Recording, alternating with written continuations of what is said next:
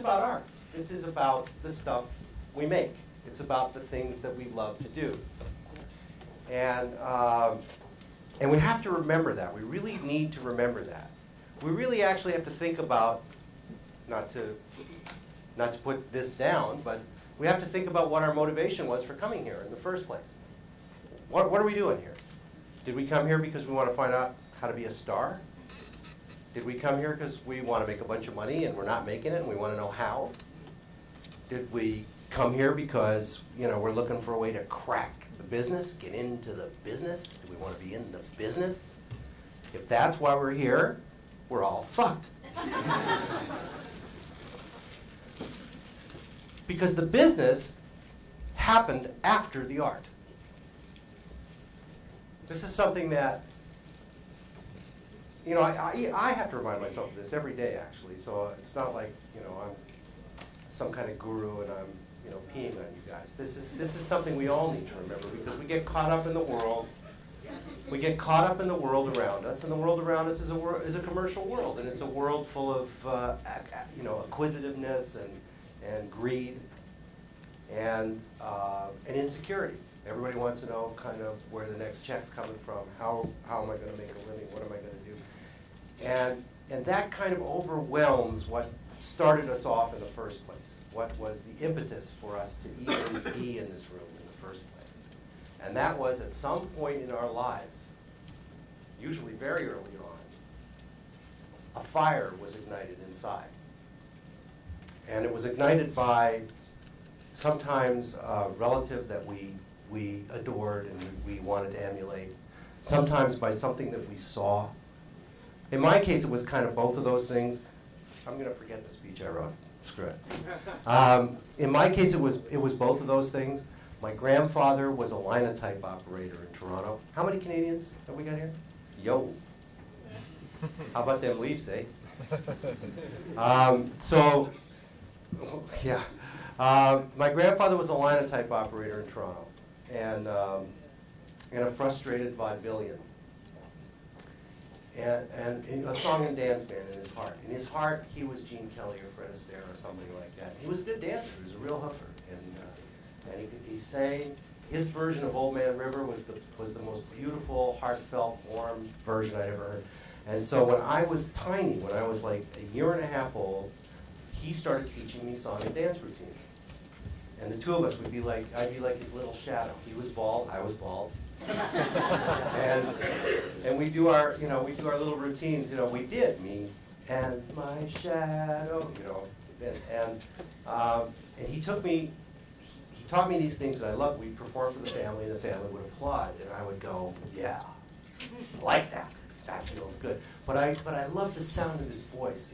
I just loved singing with him. I just loved the feeling, the kind of overwhelming atmosphere that it would create, so that everything else disappeared around me. I didn't hear the birds. I didn't know if there was anything going on television. My mother was in another room. Nothing counted, just the sound of the two voices, my little voice singing along with his. And then one day when I was 4.5 years old, he took me to the movies to see Charlton Heston in The Greatest Show on Earth, which was a circus movie, and the year was 1954. So in 1954, we went to see The Greatest Show on Earth, and I sat in this big dark room with these wonderful speakers and this big screen, and I was watching people doing amazing tricks on the screen, and my grandfather was singing to me, like quietly while we were sitting there. And something happened, something like just went, boom, and I just changed cellularly at that particular moment and became completely addicted to the idea of being on stage. It's what I wanted to do. I wanted to be in showbiz. But I didn't want to be in the biz. I didn't know what the biz part meant. I wanted to be in the show. That's what I wanted. I wanted to be in the show. I wanted to sing. I wanted to dance. And my little brothers and I used to do song and dance routines. My parents would teach us that. I had two little brothers who were twins. They were cute as buttons. They were redheads. I was dark. So one on either side. We wore little striped jackets and little straw hats.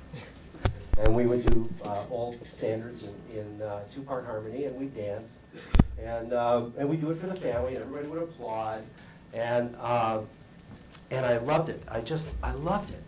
And that was the spark. It started at 4.5 years, well, it started at 1.5. And it just became a part of me to the point where I did not choose to be in entertainment. It just chose me. I mean, that was it. I was done, like toast. And I had no choice but to create, to do stuff, to sing, to dance, to perform. One day, I started taking piano lessons, and I sat down at this huge piece of wood and plunked away. Now, this was not my first exposure. My mother was a concert pianist, so I used to actually lie underneath the piano and listen to her play and just imagine and dream and listen to classical records. I loved classical records. Apparently, when I was 1 year old, I had my own record player, and I knew what records were what, and I used to put them on and listen to them, so I knew the songs. But, so I would lie under the piano and listen to my mother, but then when I got to the piano, when I could literally start to play, and I found notes, I started like plunking out stuff, and I liked the way it sounded, and I would remember the stuff that I plunked out, and I'd go back the next day and plunk it out again. And that was songwriting. I began to write songs, and I loved it. I loved it. And that became a part of my cellular makeup. And 2 years later, my Uncle Sid, who was a lawyer in Toronto, and a bachelor, so he had lots of money, because any of you who have got children know the difference, you know. So, you know, he was a bachelor, and he lived with my grandparents. He lived with my grandparents till he was 50. How's that, huh? Talk about it, you know, rent-free. So, so Uncle Sid had a sports car, and Uncle Sid had the first stereo system in Toronto, and he had the largest privately owned record collection in Canada. So I used to go down to the basement in my grandparents' house with Uncle Sid, and I would listen to stereo, and he played for me an album called Spike Jones in Spooktacular Stereo, the band that plays for fun.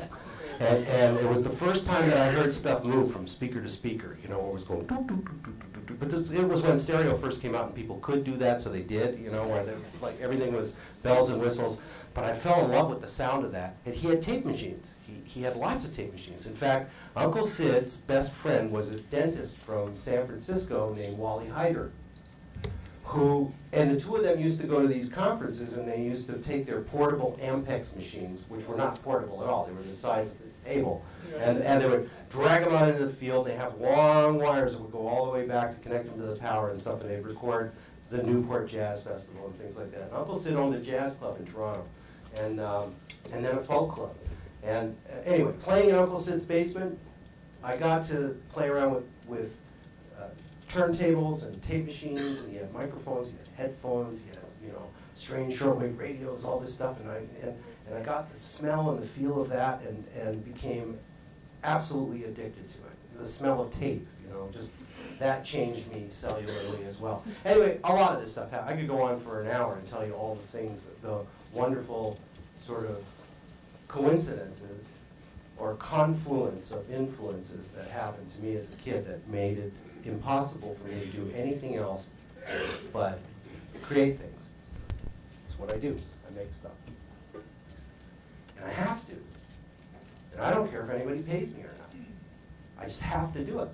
So even when people are not writing checks, I'm home making stuff.